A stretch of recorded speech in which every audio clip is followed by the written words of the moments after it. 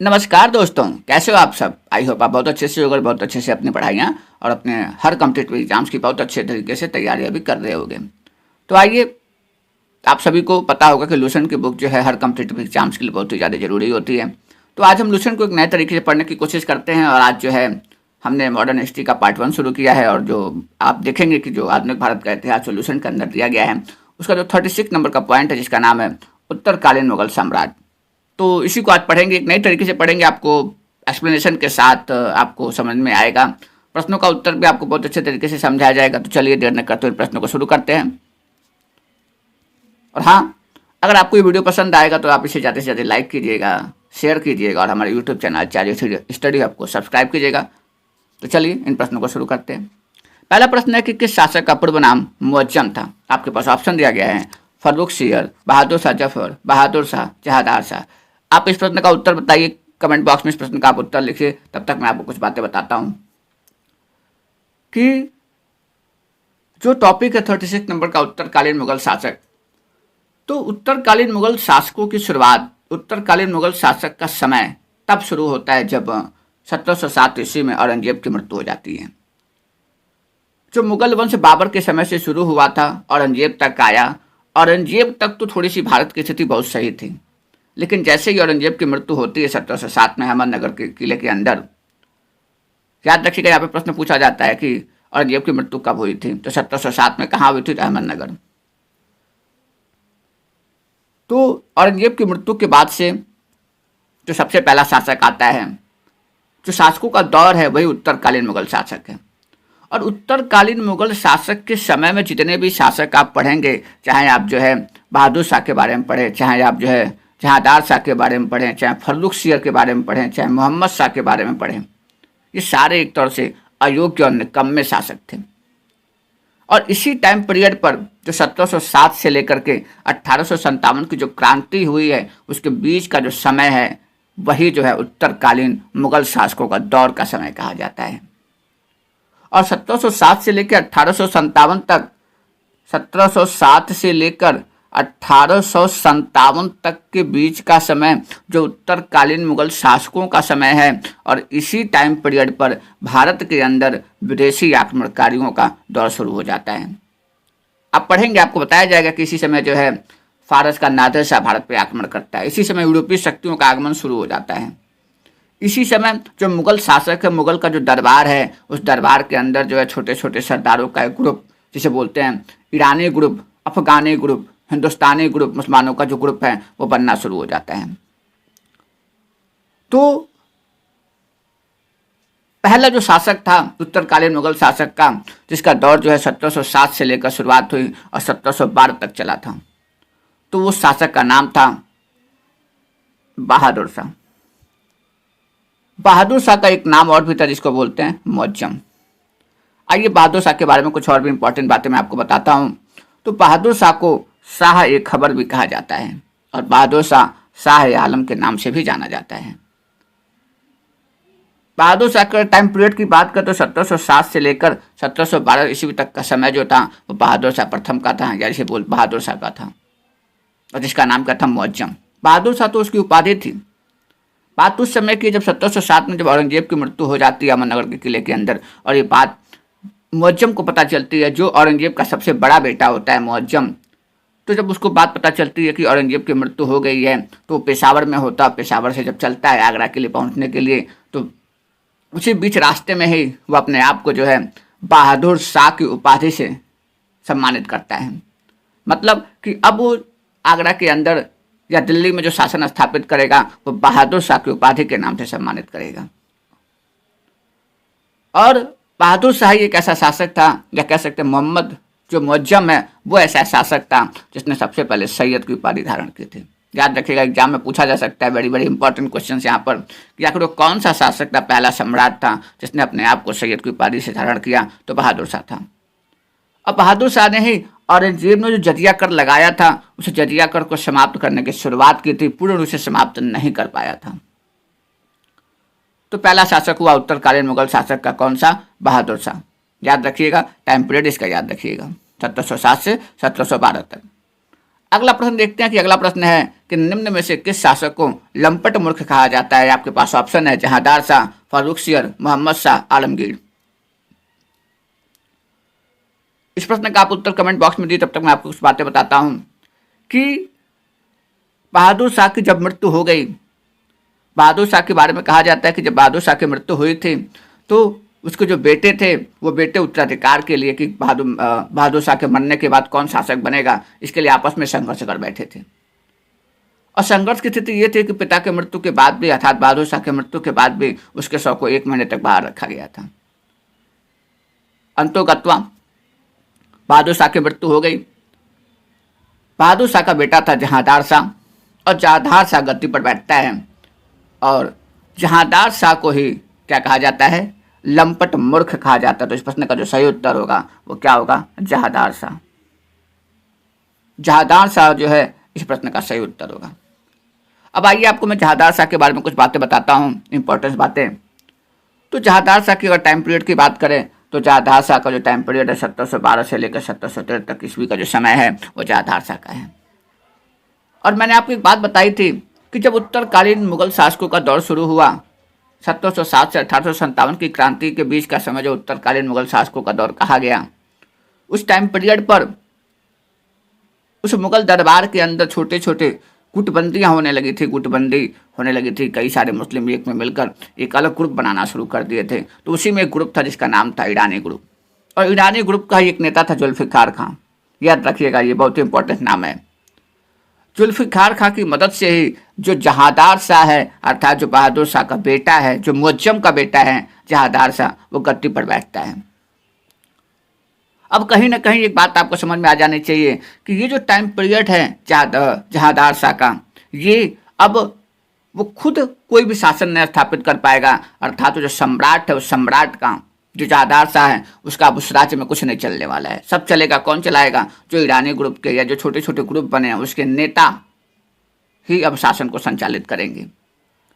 तो जहांदार शाह गद्दी पर बैठता है। और एक और बात बताई जाती है कि जो ईरानी गुट के लोग थे वो शिया संप्रदाय के लोग थे। मुस्लिम धर्म में शिया सुन्नी होते हैं, तो शिया संप्रदाय को मानते थे। जहांदार शाह के बारे में कहा जाता है कि जहांदार शाह जो है पूरी तरीके से लंपट मूर्ख इसलिए बोला गया क्योंकि देखिए उसकी एक प्रेमिका थी लाल कुंवारी, और उसी के प्रेम में पड़ा रहता था। शासन के प्रति उसकी कोई जिम्मेदारी नहीं थी, शासन के प्रति वो पूरी तरीके से लापरवाह था। अब मैंने आपको बताया कि कहीं ना कहीं अब जो ग्रुप बन रहे थे उन ग्रुप का पावर था। तो अब जहांदार शाह ने देखा, जहांदार शाह को क्या किया गया कि जहांदार शाह का एक भतीजा था फर्रुखसियर। फर्रुखसियर की, अब जो फर्रुखसियर था वो फर्रुखसियर खुद सम्राट बनना चाहता था, और जुल्फिकार खां भी परेशान हो चुका था जहांदार शाह से। तो जुल्फिकार खां और असद खां, इन दोनों की मदद से फर्रुखसियर ने जहांदार शाह को मरवा दिया। फरवरी 1713 में इसे मरवा दिया गया। और अब जो जहांदार शाह का भतीजा था जिसे बोलते हैं फर्रुखसियर, वो फर्रुखसियर गद्दी पर बैठा। तो इस तरीके से क्लियर हुआ इस प्रश्न का उत्तर। तो चलिए, तो आप याद रखिएगा कि पहला शासक बहादुर शाह और दूसरा जो है जहांदार शाह। इसी तरीके से मैंने अच्छी तरीके से आपको आगे के प्रश्नों को लिया है और आपको समझाने की कोशिश की है। आई होप अगर वीडियो आपको पसंद आ रहा हो तो इसे ज़्यादा से ज़्यादा लाइक कीजिएगा। चलिए अगला प्रश्न देखते हैं।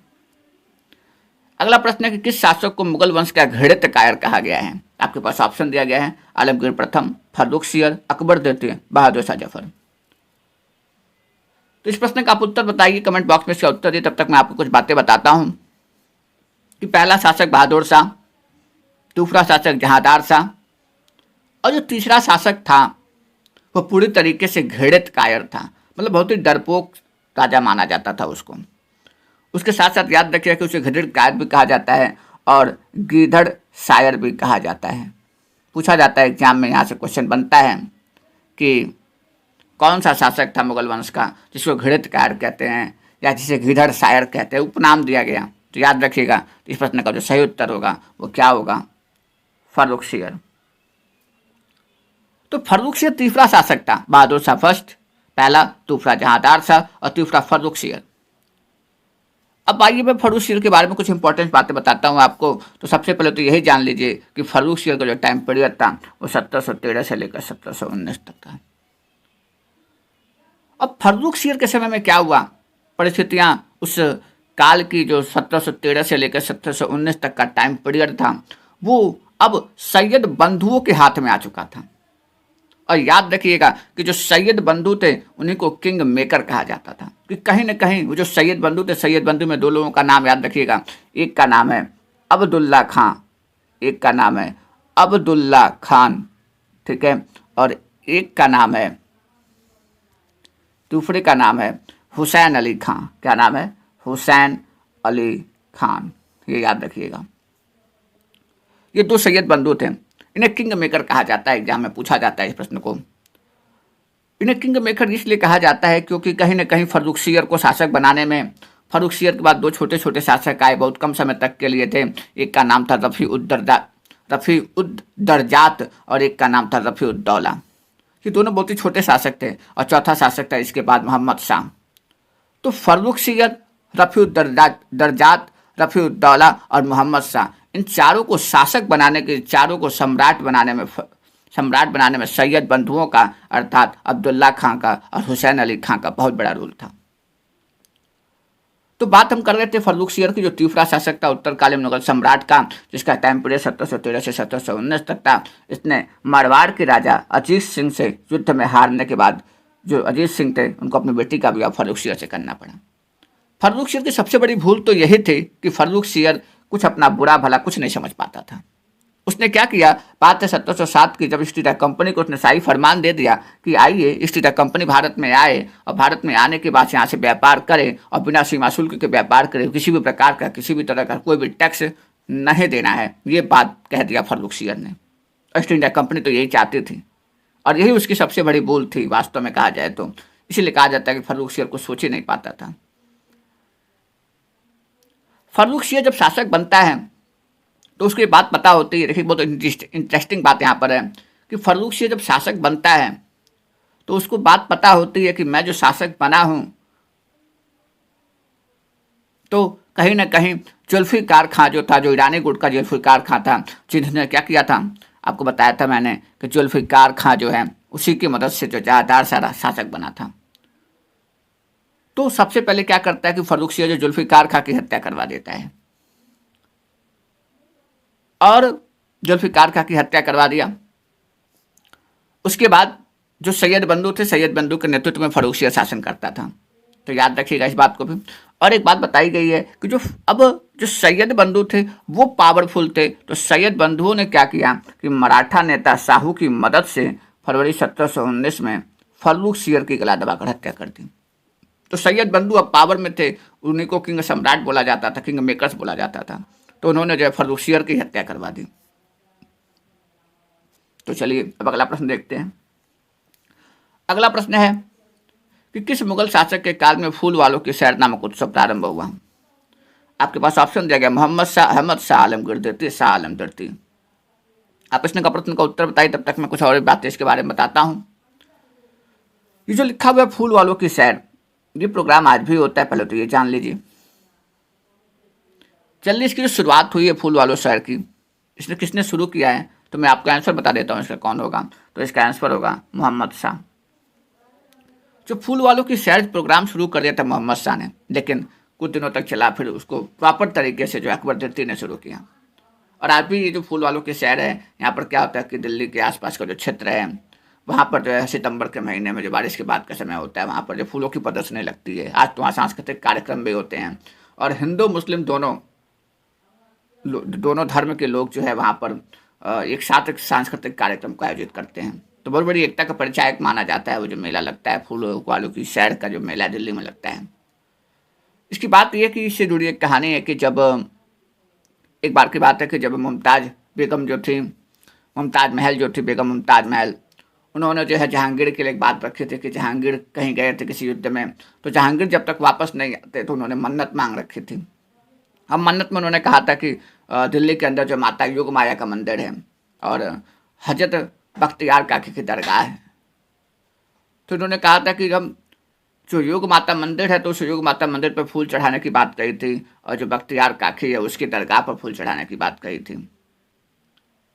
तो उसी मन्नत के लिए जो फूल चढ़ाने वाली जो बात थी, उसी के लिए जो है फूल वालों की सैर प्रोग्राम मनाया जाता है।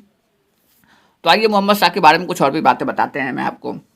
तो मोहम्मद शाह का जो चौथा शासक था, इसका टाइम पीरियड 1719 से लेकर 1748 तक था। मोहम्मद शाह को रंगीला कहा जाता था क्योंकि हमेशा जो है वो स्त्रियों के साथ ही रहता था और शासन के बारे में, किस तरीके से शासन संचालित होगा उसके बारे में कुछ नहीं सोचता था। मोहम्मद शाह के बारे में भी, मोहम्मद शाह का जो टाइम पीरियड था बहुत ही लंबा समय तक रहा मोहम्मद शाह, 1719 से लेकर 1748 तक। और उस टाइम पीरियड में भारत में बहुत ही बड़े परिवर्तन हुए। सबसे बड़ा परिवर्तन तो ये हो गया कि विदेशी शासकों का अब आक्रमण भी होना शुरू हो गया था और इसीलिए 24 फरवरी 1739 में फारस का एक शासक होता है नादिर शाह, याद रखिएगा नादिर शाह को ईरान का नेपोलियन भी कहा जाता है, ये क्वेश्चन जरूर पूछा जाता है एग्जाम में। तो नादिर शाह और मोहम्मद शाह के बीच में करनाल दिल्ली के पास जगह, वहाँ पर युद्ध होता है। और सोचिए वो तो रंगीला राजा था, अपनी सेना को मजबूत करता नहीं था, ना अपने बारे में सोचता ना सेना के बारे में सोचता। तो क्या होता है, तो निश्चित है कि सेना कमजोर हो चुकी है और 3 घंटे में ही लड़ाइयाँ होती हैं नादिर शाह मोहम्मद शाह के बीच में और 3 घंटे में ही मोहम्मद शाह की सेना पराजित हो जाती है। हर जाने के रूप में उसको 50 लाख रुपये देने पड़ते हैं मोहम्मद शाह को, नादिर शाह को। और सबसे अच्छी बात यह कि पूछा जाता है कि अंतिम शासक कौन था, जो मुगल शासक जिस सिंहासन पे बैठते थे, जिसको तख्ते ताऊस कहा जाता था या मयूर सिंहासन कहा जाता था, तो उस पर बैठने वाला अंतिम शासक कौन था, तो मोहम्मद शाह था। और नादिर शाह जब जीत जाता है, युद्ध जीत जाता है, 50 लाख रुपए हर जाने की बात भी हो जाती है, तो उसके बाद वही एक शासक है, वो क्या करता है कि जो तख्ते ताऊस है, जो मयूर सिंहासन, उसे लेकर फारस चला जाता है। तो ये था मोहम्मद शाह। तो कहते हैं कि एक क्वेश्चन पूछा जाता है, बहुत ही इंपॉर्टेंट क्वेश्चन यहाँ पे बनता है कि आखिर वो कौन सा शासक था जिसके समय में नादिर शाह का आक्रमण हुआ था, तो याद रखिएगा मोहम्मद शाह था। अब मोहम्मद शाह के बारे में कुछ और भी बातें आपको बताता हूँ। अगला प्रश्न देखिए, इसी से रिलेटेड है कि किसके शासनकाल में हैदराबाद के चीन कुलीज खान ने निजाम मुल्क की उपाधि धारण की थी। ऑप्शन दिया गया आपके पास, मोहम्मद शाह, अहमद शाह, आलमगीर द्वितीय, शाह आलम द्वितीय। तो देखिए इस प्रश्न का उत्तर मैं आपको बता दूं कि इस प्रश्न का जो उत्तर होगा वो क्या होगा, मोहम्मद शाह। अब मोहम्मद शाह के बारे में कुछ और भी बातें आपको बताता हूँ। टाइम पीरियड तो मैंने आपको बताया कि मोहम्मद शाह का जो टाइम पीरियड है वो 1719 से लेकर 1748 तक है। और मोहम्मद शाह के समय में ही वह भारत को अगर आप देखेंगे तो भारत अनेक छोटे छोटे टुकड़ों में टूट गया है और उस छोटे छोटे टुकड़ों के अलग अलग स्वतंत्र शासक बन चुके हैं।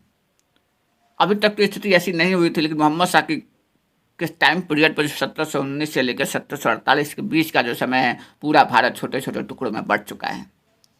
तो देखेंगे कि मोहम्मद शाह के समय में भी बंगाल, बिहार, उड़ीसा, इन तीनों जगह पर मुर्शिद कुली खान का शासन है। अवध में सादत खान का शासन है। दक्कन में निजाम मुल्क का शासन है। भरतपुर और मथुरा में बदन सिंह का शासन है। तो इस तरीके से मोहम्मद शाह का टाइम पीरियड था।